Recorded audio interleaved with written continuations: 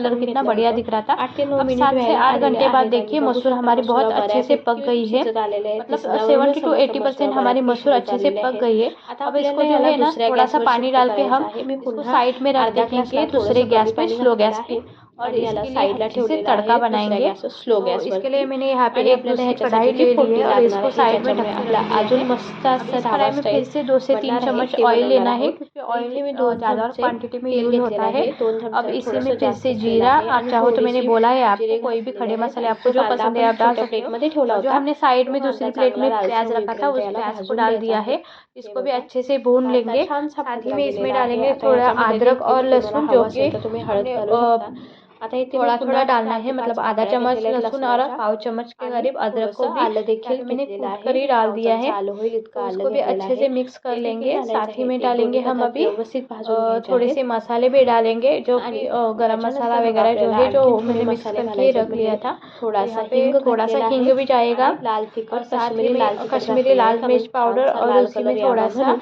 गरम आता मसाला भी डाल दिया था तुमच्याकडे मैंने। लाल तिखट और नसेल, देखिए तुमचं लाल ये तिखट कमी अच्छे असेल से इसको घालायचं आधा काय मिनट के लिए करायचं ते भून लेना ह्याच्यामध्ये है। ताकि हमारा तड़का जो है बहुत अच्छे से रेडी हो सके। अगर आपको और अच्छे से इसको चाहिए तो इसमें आप थोड़ा सा घी भी डाल सकते हो या फिर ऊपर से भी घी डाल सकते हो। मतलब डिश रेडी होने के बाद गर्मा गर्म भी आप उसमें थोड़ा सा घी डाल सकते हो। अब जो हमारा तड़का रेडी हो चुका है वो अब इसमें डाल देंगे। देखिए कितना बढ़िया कलर आया है हमारे मसूर को।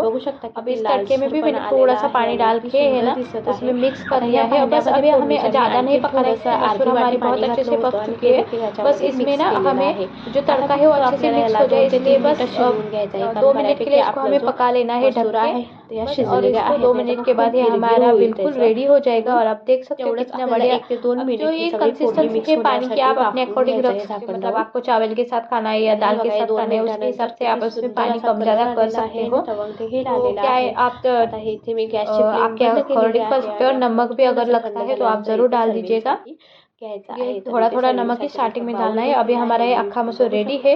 थोड़ा सा ठंडा होने के बाद यहाँ पे मैं इसको सर्व कर रही हूँ। अभी मैंने जैसे कि बताया था ये शाम का टाइम था और शाम के टाइम में मुझे लाइटिंग की बहुत प्रॉब्लम होती है तो दिखने में भी तो वो बहुत लाल लाल था, लेकिन कैमरे में इस तरीके से शूट नहीं हो पाया है। तो देखिए वीडियो कैसा लगा वो ज़रूर कमेंट करके बताइएगा। और अच्छा लगे तो लाइक सब्सक्राइब करना ना भूलें। Thank you.